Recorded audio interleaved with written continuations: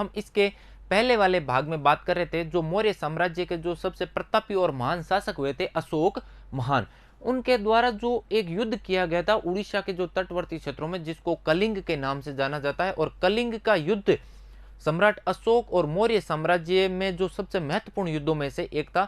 और इस युद्ध के बाद में सम्राट अशोक के द्वारा युद्ध करने की नीति का त्याग कर दिया जाता है और उसके स्थान पर एक जो नई व्यवस्था थी, जिसको हमने देखा कि धम्म के नाम से जानते थे, उसके बारे में हम इस अध्याय और इस भाग में बात करेंगे। तो इसमें बात करेंगे बच्चों कि जो अशोक का जो धम्म नामक जो व्यवस्था है, उसमें किस किस प्रकार के जो नियम होते थे उनके बारे में। सम्राट अशोक महात्मा बुद्ध के विचारों से क्या थे बच्चों, प्रेरित थे। अशोक द्वारा बनाए गए इस धम्म में किसी भी देवता अथवा किसी भी प्रकार के जो कर्म कांड हैं उनकी आवश्यकता नहीं थी। तो बच्चों, महात्मा बुद्ध जो इस समय प्रबल विचारकों में से एक माने जाते थे और बुद्ध के विचारों से सम्राट अशोक क्या है, प्रभावित है और प्रेरित हैं। तो इनके द्वारा जो धम्म नामक व्यवस्था बनाई गई थी, उसमें किसी भी प्रकार के देवता की उपासना नहीं करनी और किसी भी प्रकार के कर्म कांड को इस धम्म के अंतर्गत नहीं करना है।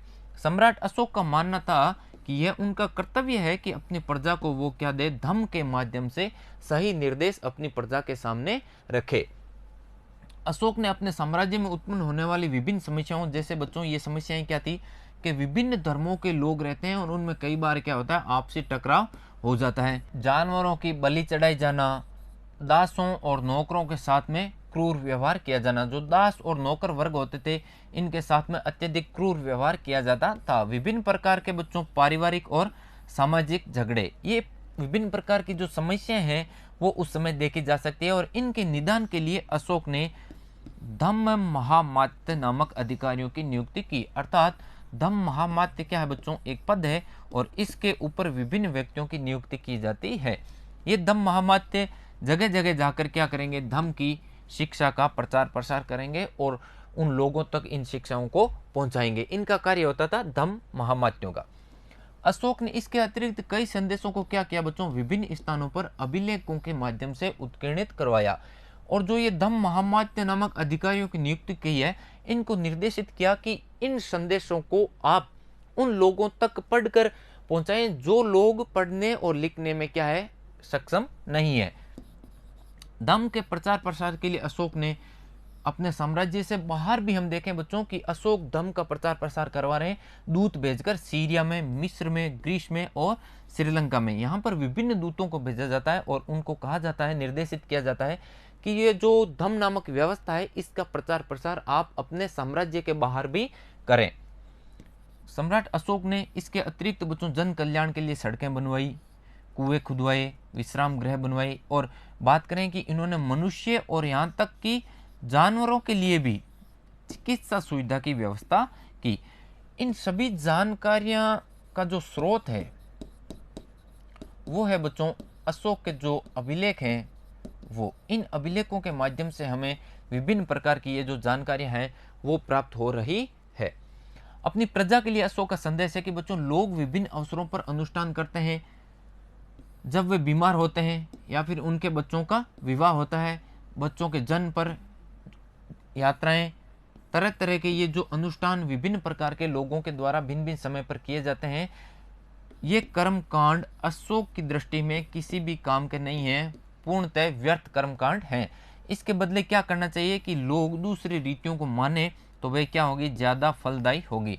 अब बात करेंगे कि ये जो दूसरी रीतियाँ हैं वो कौन कौन सी हैं। अपने दासों और नौकरों के साथ में अच्छा व्यवहार करो, बड़ों का आदर करें, सभी जीवों पर दया करें, ब्राह्मणों और श्रमणों को दान दें। अपने धर्म की प्रशंसा या दूसरे के धर्म की निंदा करना, दोनों ही बातें बच्चों क्या है, गलत है। हर किसी को दूसरे धर्म का क्या करना चाहिए बच्चों, आदर करना चाहिए। यदि कोई अपने धर्म की बढ़ाई करेगा और दूसरों के धर्म की बुराई करता है तो वह वास्तव में क्या है, अपने धर्म को ज़्यादा नुकसान पहुंचा रहा है।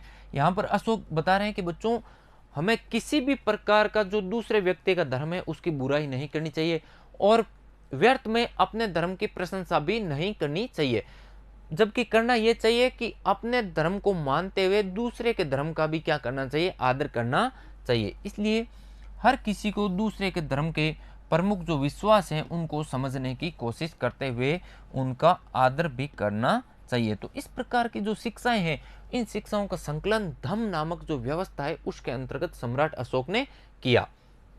अब देखो बच्चों, मौर्य साम्राज्य के उभरने से थोड़ा पहले बात करें कि लगभग 2400 वर्ष पहले चीन में सम्राटों ने चीन की दीवार का निर्माण शुरू किया था। चीन की दीवार विश्व की सबसे बड़ी स्थापत्य कला का उदाहरण माना जाता है और इसे बनाने का उद्देश्य क्या है बच्चों, उत्तरी सीमा के जो पशुपालक लोग हैं उनसे क्या करनी थी, इनको रक्षा करनी थी, इसलिए ये दीवार का निर्माण कर रहे थे।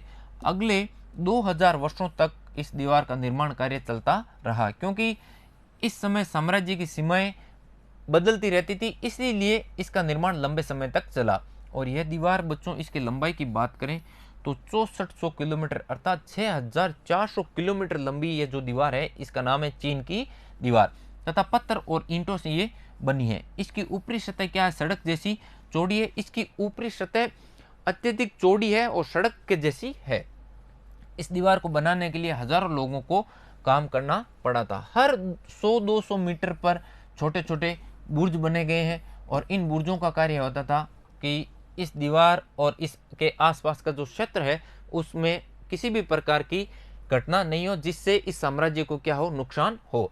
इस डायग्राम के अंतर्गत देख रहे हैं बच्चों, ये जो चीन की दीवार है और ये जो इसमें बीच बीच में ये बनाए गए हैं 100-200 मीटर के ऊपर, ये हैं बुर्जें, और इन बुर्जों के द्वारा क्या किया जाता था, निगरानी रखी जाती थी।